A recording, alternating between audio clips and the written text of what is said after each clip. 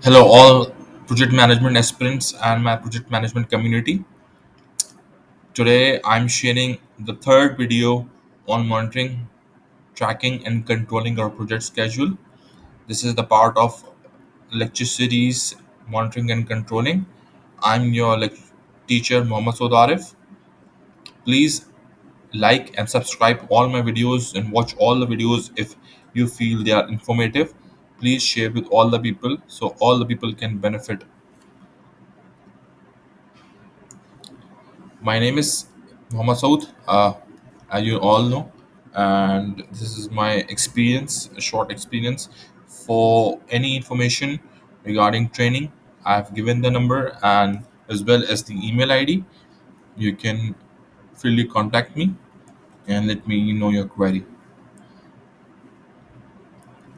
All the project managers, practicing project managers, beginners, and students will be benefiting from this course, and surely I would like your feedback as how did you like this course and what benefit did you achieve.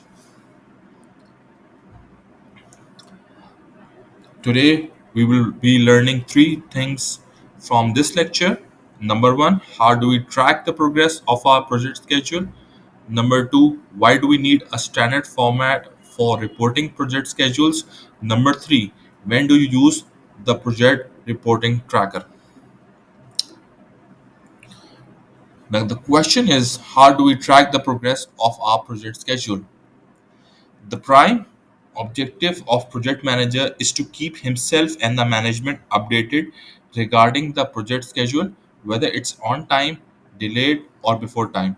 The standard way is to create a project schedule reporting tracker that will help you in providing latest updates of your project. To explain the tracker, there are three ways to represent the project progress. Number one, on schedule. If your project is on schedule, then you need no action. If the project is delayed, you have to identify the root causes and eliminate them. Or if before time, if your project is not completed or it is completed before time, you need to speed up the project or reuse resources. Why do we need a standard format to report project schedules? The simplest answer to this is that we can look for specific information that is about key deliverables and the key tasks.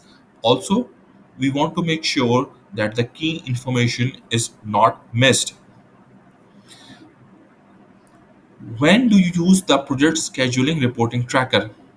We use the reporting tracker in when we need to timely close the project, when we want to make sure that the project is managed within the budget, when we want to effectively utilize our resources, and when we want to make sure that our customer is satisfied.